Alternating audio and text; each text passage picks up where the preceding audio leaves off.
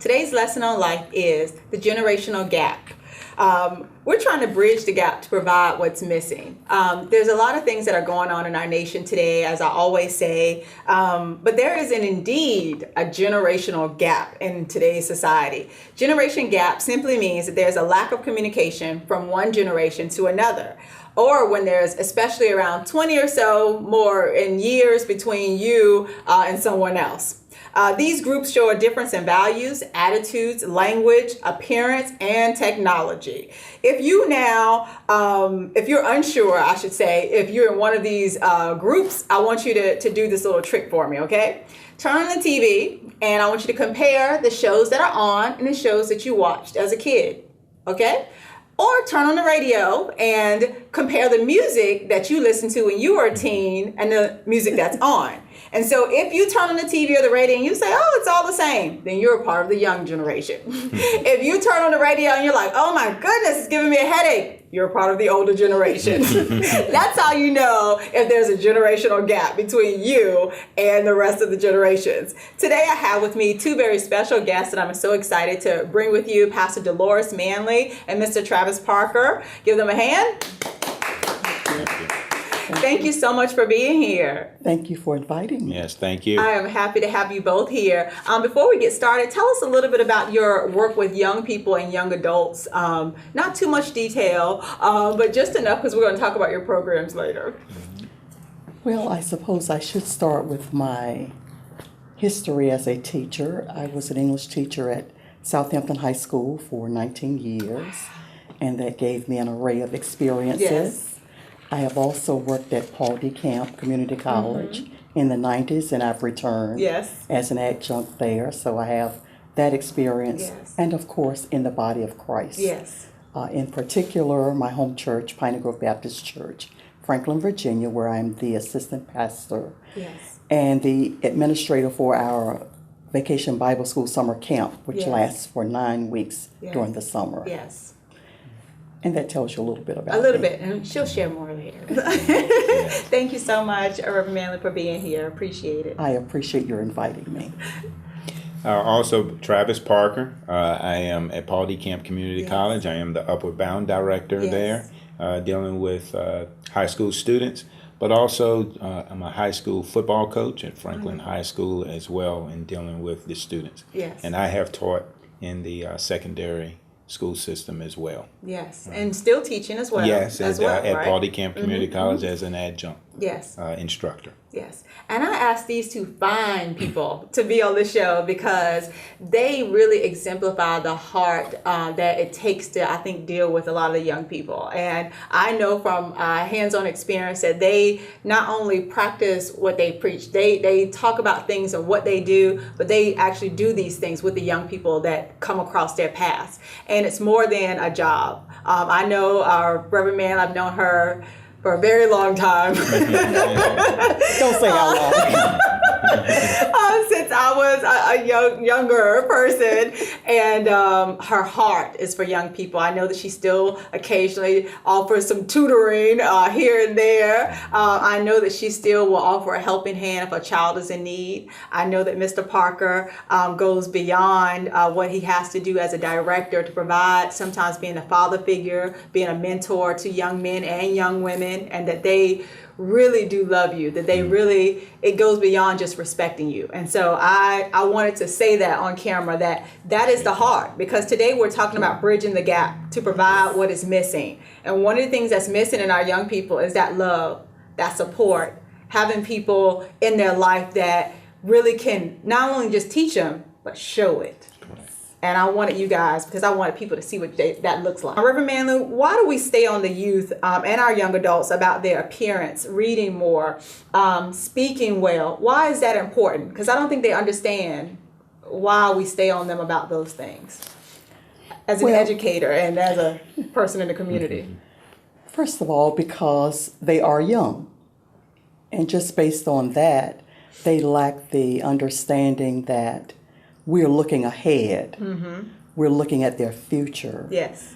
We're not just looking in the now. It's important for young people to know why we talk about their hair, why we talk about their clothes and speaking well, because sometimes you can tell on yourself and you don't even know you're telling on yourself. You can keep yourself from a job interview. You can keep yourself from moving forward in life because of those things. And so depending on where you're heading, you can't be as free as you really want to be. Maybe the things that you did in high school, you can't do that in college. The things that you did in college, you can't do that in the workforce. You can't do that in the military. Do you feel that there's less involvement from our older generation sort of impressing upon the importance of character and values? We as adults, we have to step our game up as well. It is not all in what adults say or tell the youth, but also what the youth see. Yes. A prime example, we have it right here. When I came through Southampton High School as a student, Reverend Manley was an English teacher there. And however, but she was not my English teacher. But she taught me. Yes. In other words, she may not have seen me I was not in her class day to day. Yes. But when I saw Reverend Manley, or then Ms. Manley, and up and down the hallways, and the way she carried herself, the way she spoke, and different things of that nature, then that was a role model and an expectation that we wanted. So adults we need to step our game up. Because what happens is that you have many adults doing many different things. Yes. Now the youth don't know which one to follow. Yes. We used to have black and white and then gray, but now it's black, white, gray, yellow, blue. I mean, they're confused, and sometimes we as adults are confusing them. Yes. So if we step our game up and get that is one avenue. That then they will see, well, okay, that's the way it needs to see. So they see it as well as they hear it. I think you're absolutely right. And I didn't actually have Reverend Manley as a teacher as well, but she's always been a mentor in the community. We say it takes a village to raise a child. Do we still see that being important in our community? Absolutely. Yes, definitely. And kind of a little bit going back to the adults have to become consistent. When I was coming up and in the community, what was preached at home was also preached in the community, also was preached in the schoolhouse. Not saying that all adults did exactly the same thing, even though that you may have a gentleman that was in the community that did drink alcohol, but guess what? If he saw that I even thought about an alcohol, he would get me straight. So therefore, it was tell on you. So that's that village that even though all the adults aren't doing the same thing, but all the adults are holding the youth to the same expectations. With the goal of looking out for that child. And looking out for that child. And I feel like a little bit of that's missing, which we have to get back to, because what people don't understand is the village is not out there. Right. We're the village. Exactly. Every one of us, we make up the village. And so we have to look out. And you have to allow people to look out for your children. We have too many young parents now who say, don't talk to my child. Exactly. Why are you calling me? Exactly. Why are you telling me this? No, he didn't. He didn't do that. Knowing he did. I concur with you, and that's part of the problem. We still have the need for the village to be involved with our children, but there is a hindrance, and it comes from the parents. Yes. There are parents who allow their children to come home and talk about their teachers, and they join in and say negative comments about the teachers. The same thing happens with church personnel. Yes. There is just a general disrespect that children see from their parents' behavior. For authority. Yes, and so they act it out the same way. I think that's very key to as we transition our conversation because, again, what is missing? These are some of the things that are missing. Mr. Parker, many of our young people want to do good. They want to do great things, but they don't know where to start. Tell us a little bit about the Upward Bound program and the youth that you work with. Well, the Upward Bound program is housed on Paul D. Camp Community College campus in Franklin, Virginia. We started the grant in 2008, and since then we've been working with students from 3 different high schools, Southampton High School, Franklin High School, and Lakeland High School. And right now we have 54 tremendous young adults or young children that are in the program. I love my job, and they make it where I love my job because we put expectations out on them, which every youth should have an expectation, and then we set some structure in their lives in order to attain that expectation. Because we've also, in kind of the conversation we were going to talk about as far as they're trying to find love. Well, in love, they're looking for praise. Yes. So therefore, what's happening is that if you don't give them praises for the right things that they're going to do, someone out there is going to give them praise for something Yes. that they're doing wrong. Looking for so love in even all the though wrong they're places. not, looking to do the wrong thing, but what they don't get pleasure out of doing what's wrong, but they're getting pleasure out of the praise that they're getting from doing what's wrong. So, but with the Upward Bound program, we have 2 slogans: exposure, exposure, exposure. We want to expose them to many different things so that at least they are Yes. know about different things that are out there beyond Suffolk, Franklin, and Southampton Yes. County. And the second one is graduate, enroll, graduate. Yes. And what it is in the program, you're expected to graduate high school, enroll into college, and graduate college. Because to get in the program, you must be first generation or possibly low income. So these students will be among the first generation in their family to graduate college. They will graduate college Yes, because they 2 out will. of 3 will not do it. So, and what's exciting too is that we have now students that are getting their associates Yes. at Paul D. Camp Community College, which is a college degree Yes. That's right. before they even get out of Yes. high school. So Yes. that's exciting. Yes, it is. So we've implemented Yes. in that. So we're doing some great things. God is blessing us, and we're having some fun doing the right thing. Yes, Amen. yes. Doing the right thing. And I want to give a shout out. We got to give a shout out to the students, right? Oh, yes, yes, Shout please out to do. all the Upward Bound students Yes. because they are simply amazing. What ways can we be intentional in bridging the gap between our adults and our young people? Older persons are going to have to do a better job of reaching out to communicate Okay. with the young people. Sometimes older people are afraid of technology, Yes. which is really in our corner Yes. if we want to communicate with young people, because young people love technology. Yes. And so if older people would just open up their minds and their hearts and decide, I'm going to learn how to use the computer, Yes. use the telephone, I'm going to use Facebook or whatever social media my grandkids are using, Yes. then they will have won Yes. their grandchildren's Yes. hearts. Yes. And of course their ideas, because they will be willing to communicate. We can't understand. stay in our world only Yes. and expect them Give to and come take. to us. We have to go into their world as well. I love what Reverend Manley is saying, because you do have to give a little. If you want them to listen to you, don't be afraid. Open up and learn about their world. And as you're learning about their world, they'll share something special, Absolutely. something intimate with you as well. Exactly. Mr. Parker? But also too, and it goes back to that structure, giving structure, and Yes. then also have expectations for them. Yes. That those few young folk, if you only are involved with just one young folk, have some expectations, Yes. and then push them towards Yes. that goal and that expectation, that positive goal and expectation, and then other things that they are doing, the positive. Go out and support them. Yes. Find out what they're doing and get involved and go and support them and, Yes. and go to things that they're doing and acknowledge them. I Yes. love that. I'm not even going to touch it. Okay. Thank you again to Reverend Dolores Manley and Mr. Travis Parker for being here. Give Well, them a thank hand you. again. Thank you. Did an Thank you awesome so job. much. Thank you so much.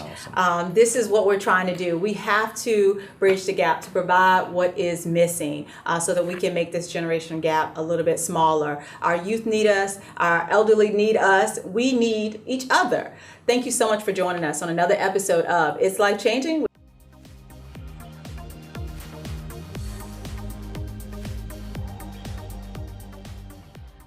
It's now time for me to speak into your life.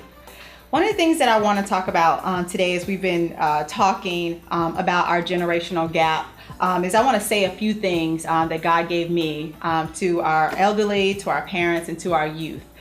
So to my beautiful and wonderful elderly generation, know that we love you. We respect you, and most importantly, we need you. You are what's missing in today's society of youth. We need your strength that keeps on going. We need your stories that keep us connected. We need your voice of wisdom that keeps us sane. We need you. Please don't give up on the young people, but most importantly, don't minimize what you have to offer. Your mere presence in the life of a young person is soothing. You being a grandparent or just a mentor, but the love of an elderly person, it can really change the life of a young person. Even if you don't have grandkids or kids of your own, your presence, your kiss, your hug, it can truly change a child's life. We need your age, your experience, and your wisdom. Parents, role models, and adults, like the courts, we need you to do what's in the best interest of our children. Be aware of your own insecurities so that you don't pass it down. Be aware of the things that you do and that you say, and know that they don't just listen to what you say, but they're watching what you do. As we talked about earlier, make some sacrifices. Turn off the TV. You can't always watch what you want to watch, and you can't listen to what you want to listen to because your child is listening too. Share a little bit about yourself. I see so many parents that don't want to share because they feel like their children are going to bring it back up or throw it into their face. So what? You did the dirt. It's over. It's in your past. You need to share a little bit of yourself, that you've been through those things, so that they know where they get their strength from, how you made it over. Obviously, hopefully, prayerfully, you're not the person that you used to be. You need to share with them a little bit of who you are, who you used to be, so that they can understand that they used to get angry, you used to get angry, and how to overcome those things. They need you. Parents, they need your love. They need your comfort when they're down, when they're weak, when they're sad. Even if they are a teenager and they're trying to push you away, every teenager that's trying to push a parent away, all they really need is for you to pull in a little bit closer. So even though they're fighting against you, hold on tight, because you know that that's what's in the best interest of them. Don't give them everything that they want. We all know that that's what spoils a child. Sometimes you do that because you didn't have enough growing up. Again, that's part of those insecurities. Make sure that you give them what they need. And all that kids need is a little bit of love and a little bit of discipline. That combination creates a wonderful child. For my youth and my young adults, we love you so much. We want you to know that you are the future. But first, you must survive today. It's so much going out in the world. We need you to survive today and everything that's going on. We know that there's a lot of violence. We know that there's a lot on TV. There's a lot in the music today. But I need you to survive today. How can you be our future if you're not listening to what's going on around you? Don't be discouraged by the pain that you feel and the tears that you've shed, the loneliness that you hide, and the disappointments. And all of that at such a young age. Kids tell me all the time that they've been through so much and they're only 12 or 13 or 15 years old. Yes, you shouldn't go through that. You shouldn't have had to go through what you've been through, but you have. Please learn to respect your elders. They deserve your respect, not because of anything that you do, but because of the path that they made for us. I want you to understand that this issue of respect is so important. Everybody says it's something that, yes, you have to earn. But when it comes to our elders, I want you to know that it's something that they've done for us. It's something that you need to give back to them because they are what you need. Don't let the things around you hold you back from being the best person that you were created to be. I love you so very much. God bless you. We'll be right back.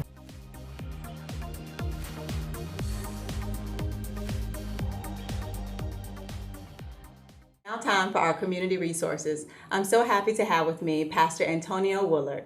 Pastor Woolard, welcome to the show. Thank you very much. Thank you. Thank you for having me. Thank you. Tell us a little bit about yourself and your work in the community. Pastor Antonio Woolard, St. Paul Church of Christ Disciples, and have a campaign called Stop the Violence Youth Alive that we do from our We Care ministry. Okay. We Care is the ministry, the umbrella of St. Paul, and what it does, how we operate from that is our focus is you, one at a time, love that never quits. And so we're really trying to turn around children that are in gangs, that are dealing with violence, negligence from home, and we're trying to turn them around and to the positive, take that negative and turn it into a positive. And so that's some of the work that we're doing. In the community, do you see a lot of this is happening? I know your church is in our Norfolk, Virginia Beach area.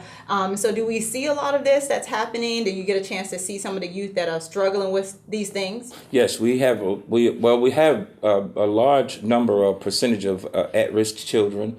I've buried quite a few young folk just this year from gang violence. And so I see the detriment in the community. I'm in the urban, I'm in Norfolk, and so I'm right in the urban, what people call the hood, we call the harvest. And so we see a lot of young people struggling, and each and every day with different issues Yes. in the home, even at church. And so we try to show them that they have worth, they have value, they have significance. Is a lot of those underlying issues some of the things that you also see? The Yes. anger, the rage? Yes, well, and the neglect, both and peer pressure. There's so many different factors that are taking place with our young people, and I have to say that we have to first of all define what we call generational curse. Yes. We already know what the curse is. Yes. And so everything stems from the curse. And so, but yes, you see where children are being neglected from home. They're being pressured and bullied in school.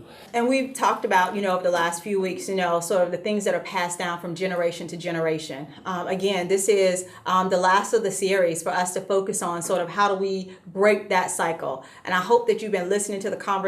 We've had some great conversations on those things that are passed down and how to break those cycles, how to understand emotional neglect, how you're hurt by what's not there. Also, talking about the generational gap. And so Yes. as we conclude this episode with the generational gap, giving our young people what's missing. What's missing is us. I believe that there's a desperate cry for help. Well, I've been involved in, Norfolk's city officials, and I've talked with them about different things I was trying to do, and they're willing to step up to the plate and help.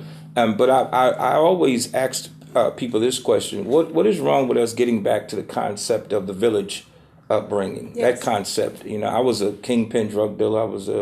I was a gangster, and so. But God spared my life, and Yeah. so here I am now, Yeah.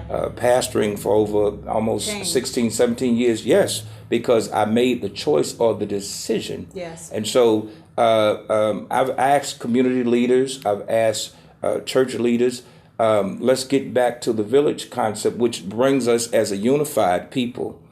We don't care what race, creed, color you are. We don't care about denomination of your church, where you come from, your background, your Exactly. religion. None of that. We just want to come together as a people united, especially to help our young folk, because if we don't catch this generation, it's going to be off the chain. It's going, and it's going fast. Yes, and I mean they're killing each other every day at a large rate, and so I've been talking to different people about it, but I guess people are not old fashioned like I am, and they've kind of laughed at the concept of the village concept, but that's what brought me up, and so Exactly. I thank God for those lessons that I was taught. Amen. Amen. And that's what we were talking about earlier on the episode was, where is the village, and does the village still stand, and is it still relevant? And so the answer to that is that yes, it is still relevant, and yes, we still need it. It's not so much that it's out, it's gone. It's still there. There are still people, there are individuals, there are some organizations. But as we know, the village used to be all of us. Everybody. And so now I think, as we talked about earlier, you have certain people who sort of push the village away. Yes. Again, that, don't talk to my child, telling the children not to be respectful to authority. And I know you and I were talking on another occasion about sort of the things that are going on in the community. And so there's a lot of police officers who are going out now trying to educate our young people about how to be respectful to authority. Exactly. And I want people to understand that, that disrespect that happens with police didn't just start with police. That's right. That started with all authority. That started with not respecting your parents, not respecting your elders, not respecting your teachers, not respecting your principals, not respecting the person on your job. So now that's why you can't hold a job. That's why you can't borrow money. That's why you can't go as far in your life, because you don't understand the power of when to be humble. That's right. Okay? Yes. When to respect authority, and so sometimes that gets us in trouble. And I'm not saying that that's the only thing that caused some of the issues that we have in media. Sure. However, I believe that that's one of the things that we really need to get a handle on, because it didn't start with the police and it's not going to end with the police. That's right. It's something that's deeper inside of us. That's right. And so, Pastor Antonio Willard, I want to thank you so much for coming here, you. bringing up some good stuff. You got me all moved. So, I'm really passionate when it comes to saving our community. And so tell us where your church is located in the community. We're at St. Paul Church of Christ Disciples. It's 2238 Courtney Avenue, Norfolk, Virginia 23504. We're in the Barra Park area. If you know where Huntersville, Lindenwood, Booker T. Washington High School, Norfolk State University, we're in that area.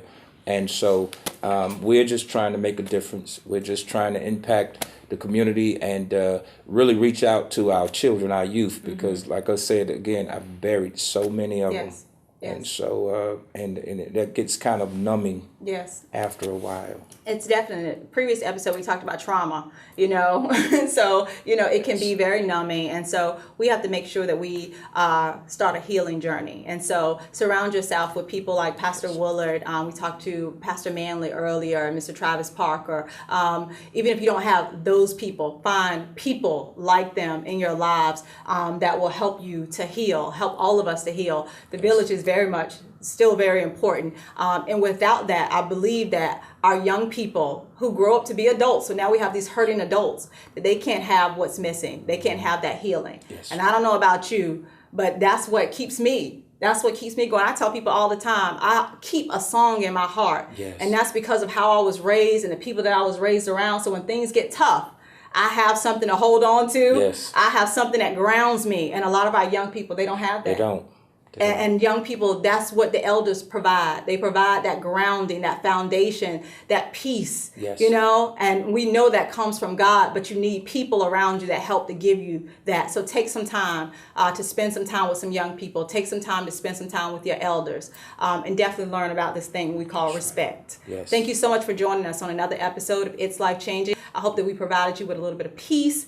Please know that peace does not happen when there's no noise, trouble, or hard work, but it happens in the midst of those things, and you can still be calm in your heart. God bless you. We love Amen. you.